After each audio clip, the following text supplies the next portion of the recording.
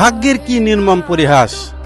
ছেলে দুর্ঘটনায় আহত হয়ে তার একটি পা হারায়। ছেলেকে বাবা দেখতে গিয়ে দেখেন, এটা হলো আমাদের রিপন ভাই। রিপন ভাই আহত হয়ে তার একটি পা হারাইছে। রিপন ভাইকে তার বাবা দেখতে গিয়ে তারও একটি পা হারিয়ে গেছে। এটা আসলে ভাগ্যের যে কত বড় নির্মম পরিহাস, এটা আসলে বলে বোঝানোর মতো নাই। এরই মধ্যে ভাইয়ের কর্মের যে ব্যবস্থাটা ছিল, উনি যেই টাকা মানে ইনকাম করে তার পরিবার চালাইতো, এই রিপন ভাইয়ের উপর তার পরিবার ডিপেন্ড করে থাকে। সেই পরিবারের উপরে মানে আকস্মিক একটা ঝড় আসছে। সেটা কি, ভাই যেখান থেকে রিজিকের ব্যবস্থা করে পরিবারটাকে চালায়, সেই রিজিকের উপরে দুষ্কৃতিকারীদের হানা করছে। মানে এটাকে বলতে পারি চোর চুরি করছে।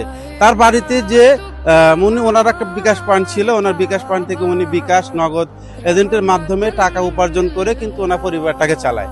এখন সেই চালানোর যে ফোনগুলো ছিল, তার যে বিকাশের নগদ অর্থগুলো ছিল, চোর চুরি করে তার সমস্ত কিছু নিয়ে তাকে নিঃস্ব করে গেছে। এখন আমরা কেন আসছি? আমরা সেই দূরের থেকে, যেমন আমাদের আবু নাসির ভাই আসছে, তারপরে আয়ুব ভাই আসছে, আমাদের প্রিয় জাকির ভাই, তারপরে কালাম ভাই, আমরা আসছি রিপন ভাইয়ের ডাকে সাড়া দিয়ে কি ভাইয়ের একটা কর্মের ব্যবস্থা করে দেওয়ার জন্য। আজকে দেখেন, আমরা যদি তার পাশে দাঁড়াই, শুধু আমরা না, অডিয়েন্স যারা আছেন সবাই যদি আমরা একটু তার পাশে দাঁড়াই, আল্লাহ পাক যদি চায়, তাহলে উনি কিন্তু এইখান থেকে ওনার একটা রিজিকের ব্যবস্থা হবে এবং উনি কিন্তু ওনার ফ্যামিলিটাকে চালাইতে পারবে।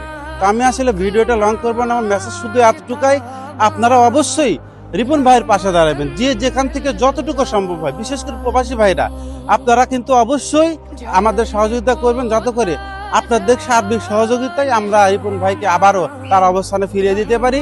স্ক্রিনে দেওয়া নাম্বার থাকলে অবশ্যই যোগাযোগ করে আপনাদের সার্বিক সহযোগিতাটুকু আমাদেরকে করবেন। ধন্যবাদ সকলকে।